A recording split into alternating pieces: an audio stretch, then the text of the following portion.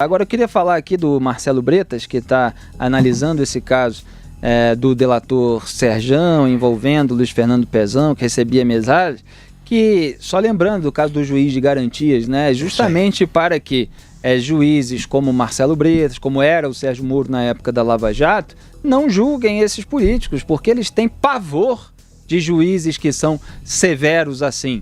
Então, Marcelo Bretas está lá tomando as decisões na fase de investigação. Eles querem que outro juiz tome as decisões na hora da sentença, na hora da ação penal, quer dizer, depois de recebida a denúncia pela Justiça. Essa foi uma das intenções dos políticos no Congresso Nacional, dos parlamentares, ao aprovar a criação da figura do juiz de garantias, sancionada pelo presidente Jair Bolsonaro, Augusto. É isso aí. Não vai pegar. Não vai pegar isso aí, porque o juiz nós vamos falar um pouco adiante aí dele, o juiz das garantias, que diz, não vai existir porque é inconstitucional, essa lei é inconstitucional, ela fere a Constituição claramente, como mostra um manifesto de juízes e desembargadores federais, e não há como ela ser tolerada pelo Supremo. Nem por esse Supremo. Então vamos a esse assunto, pauta número 8. O ministro Marco Aurélio Mello do STF disse ao G1 que o plenário da Corte precisa deliberar sobre a criação do juiz de garantias. A fala foi a seguinte, aspas, o plenário precisa deliberar, não pode ser uma decisão no apagar das luzes, não tem urgência para que se decida de forma individual. Fecho aspas. Segundo Marco Aurélio, o STF deveria debater o assunto já na segunda sessão após o recesso do Judiciário. Aspas, é razoável. Eu não decidiria no recesso, mas cada cabeça é uma sentença. Fecho aspas. O ministro ainda defendeu que o juiz de garantias só valha para casos futuros.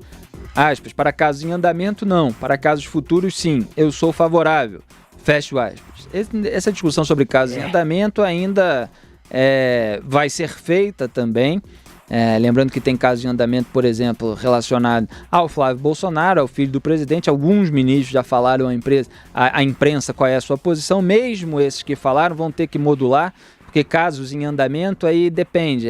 O caso que ainda está em fase de investigação ou está se referindo ao caso em que a ação penal já foi aberta, né, em que a denúncia já foi recebida, ou é a todos. Aí cada ministro também pode ter a sua opinião nesse caso, para vocês verem a quantidade de lacunas ainda a serem preenchidas, a serem moduladas em novas canetadas, eventualmente legislativas, né, do Supremo Tribunal Federal. Só queria fazer um parênteses, Augusto, claro. Rapidinho, que isso aqui é o Marco Aurélio Mello, essas primeiras declarações que eu li, mandando um recado para o Dias Toffoli e acho que para o Luiz Fux, que assume também uma parte do plantão, para não decidirem sozinhos, a presidência interina, exatamente, para não decidirem sozinhos e deixarem para o plenário do STF decidir a respeito dessa questão. Mesmo assim, é tempo perdido. O Toffoli terá de decidir sozinho se adia a entrada em vigor ou não, porque está marcada para o dia 23 e é inviável. Ponto final, vai ter que adiar. Ele já disse que quer adiar por 6 dias. Os tribunais de justiça por 60 dias, né? Os tribunais de justiça querem adiar por 1 ano, no mínimo. Agora, por que eu digo que essa lei aí tem toda a pinta de que não vai pegar? Aliás, desculpe, falando ainda da lei, Felipe, para mostrar a confusão. A lei é clara. Você, se entra em vigor, vale para todos os casos. Isso os juízes de primeira instância me confirmaram. Não, sim, também por verifiquei. Isso é que eles vão evitar tomar qualquer decisão, porque podem alegar que o processo deve ser anulado porque não houve a presença do juiz de garantias. Então, separa.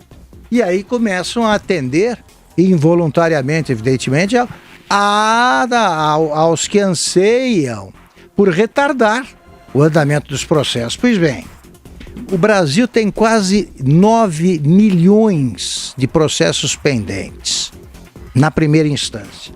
Como eu lembrei ontem, demora 3 anos e meio em média para se chegar à primeira sentença na primeira instância. Olha a confusão. E mais, esse manifesto que eu me referi há pouco de juízes e desembargadores da Justiça Federal, Exige o seguinte: você não pode criar despesas sem prévia dotação orçamentária. Para que exista o juiz de garantias, o orçamento já está pronto esse ano. Para que exista o juiz de garantias em 2020, você terá de arrumar 2,5 bilhões no mínimo. Cálculos conservadores. Não existe esse dinheiro, portanto, a lei é inconstitucional. É inconstitucional também porque você não pode admitir a interferência de um poder no funcionamento do outro. E a criação do juiz das garantias, como eles estão chamando agora, ela altera a organização da justiça e o funcionamento, o rito do processo penal. Isso não é coisa para o Congresso, para o Legislativo, isso é previsto pela Constituição. Eles citam os artigos desse manifesto e eu quero ver esse Marco Aurélio Mello dizendo que não vale o artigo da Constituição, sendo que ele vive invocando aquele artigo da Constituição para não julgar ninguém, alegando que tem de transitar em julgado a sentença para que qualquer criminoso seja preso. Aliás, no final do ano, quando o presidente sancionou a criação do juiz de garantias, eu citei alguns artigos no Twitter para avaliar essa questão da sua aplicabilidade para casos em andamento, né? E há o artigo 2 do CPP, do Código de Processo Penal, que diz: a lei processual penal aplicar-se-á desde logo, sem prejuízo da validade dos atos realizados sob a vigência da lei anterior. Fecha o aspas. Ou seja, por esse artigo 2 do CPP, nada que foi feito em determinado processo, aquilo que o juiz já decidiu na fase de investigação, por exemplo, se invalida, mas se aplica a nova lei já. Então, essa modulação aí de para casos em andamento não vai valer essa divisão de um juiz para a fase de investigação, outro juiz e tal. Isso, é claro que se pode citar ali um outro artigo e tal, mas parece uma gambiarra dentro daquilo que já foi decidido. Então, na verdade, o Supremo, mais uma vez, vai tomar ali decisões baseadas na vontade política, em parte de querer a impunidade e em parte talvez de querer minimizar os danos para parecer que não está fazendo nada demais, e a gente tem que ver aí nessa modulação qual vai ser o resultado. Antônio Maldonado. Olha, Felipe, eu acredito que o Brasil vai ter sim um juiz de garantias. Provavelmente, na minha humilde avaliação, não agora, no mês de janeiro, como queriam os parlamentares do Congresso Nacional, para poder atrasar o quanto antes já o processo judicial no Brasil, mas sim daqui a um tempo. Hoje, o Conselho Nacional, amanhã, o Conselho Nacional de Justiça, o presidente do CNJ, o ministro Dias Toffoli, que é presidente do Supremo Tribunal Federal também, ele vai receber aí um documento com 99 sugestões feitas aí por promotores, por juízes de primeira instância, juízes federais, juízes substitutos, juízes estaduais, tribunais, a Ordem dos Advogados do Brasil, Defensoria Pública da União, todo mundo mandou sugestões para um grupo de trabalho que foi montado no CNJ pelo ministro Dias Toffoli logo depois ali da aprovação do juiz de garantias pelo Congresso Nacional, justamente para tentar receber sugestões de como aplicar essa medida aprovada pelo Congresso, porque é impressionante, eu fico impressionado, Felipe e Augusto, como a gente tem ali no Congresso se a gente fizer uma pesquisa, a maioria dos parlamentares, se for os que são formados, eles são formados em cursos de direito. Por exemplo, tem muito advogado ali no Congresso. Como que eles não sabem o impacto que essa medida aprovada por eles vai ter no processo judicial brasileiro? Não dá pra gente considerar que eles são ingênuos a ponto de, a gente só quer ajudar. Maldonado, não, gente, a gente já tem uma justiça morosa. Maldonado, só um ligeiro à parte. Esse projeto aí, ele foi concebido por um professor de história, que não entende nem de história, que é o Marcelo Freixo, e foi apresentado por uma advogada do Piauí, que tal? Não dá para saber se eles ignoram ou sabem e querem fazer essa malandragem. Muito bem, podemos ir em frente. Fala, Maldonado. Não dá pra gente saber. Não, é isso, não dá pra gente saber exatamente qual era a intenção deles, mas a gente dá pra entender que eles não estão ligados no processo legislativo. Na hora de fazer uma lei, eles não analisam quais são as consequências dessa lei. E aí, a aplicabilidade disso está sendo estudada pelo CNJ. Amanhã o ministro Dias Toffoli vai receber essas sugestões e aí ele vai decidir se mantém o prazo para o início aí da aplicabilidade do juiz de garantias ali para o dia 23 de janeiro ou se amplia. Um dos pedidos dos tribunais que mandaram aí essas sugestões é justamente para poder estender esse prazo até que haja uma regulamentação. Mas essa história que o Felipe falou aí também está certa. Pelo que eu conversei com alguns juristas, não tem essa de aplicar só para novos processos, não. Como falou o ministro Marco Aurélio, se começar a valer, ele não volta ele não retroage em decisões, mas ele vai começar a ser aplicado em processos que estão já tramitando na Justiça Brasileira. Agora, aplicado por quem, Maldonado? Só na Justiça Paulista, e o Judiciário Paulista é um dos mais bem montados, faltam 300 juízes. Você tem 20% das comarcas com um juiz só. Aí fala, precisa fazer o revezamento.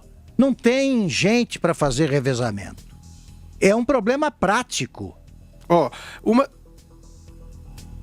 Uma das ideias que serão apresentadas ao ministro Dias Toffoli, ela sugere que a designação de magistrados para atividade de juiz das garantias recaia sobre os juízes federais e juízes federais substitutos das varas federais com competência criminal, mas de modo regionalizado. O que isso quer dizer? Já tem uma ideia ali, por exemplo, de você pegar juízes federais e juízes substitutos para levar ali para a primeira instância e eles vão servir como juiz de garantias esses juízes das áreas criminais e das regiões que eles trabalham. Mas é o que você disse, Augusto, tem região em que não tem juiz, que tem um juiz. Então, assim, como isso vai acontecer, sinceramente, não sabemos. O déficit de juízes nacional, somando a Justiça Federal e Estadual, é de 4.400 juízes.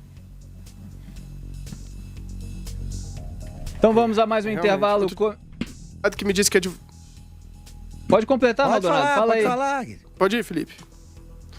Não, outro dia eu conversei com um advogado que advoga em Goiânia, que me disse que recentemente eles dobraram, por uma questão judicial também aprovada pelo Congresso, eu não sei exatamente qual, dobraram o número de comarcas que trabalham em Goiânia especificamente. E, no entanto, não dobraram o número de juízes. Então, ele disse que tem processos que não tem juiz. Então, às vezes, ele precisa despachar com alguém, ele não sabe com quem fazer, não sabe como recorrer, a quem recorrer, o que fazer, porque não tem ninguém cuidando do processo dele. E aí eles estão querendo colocar mais juízes para trabalhar mais os processos.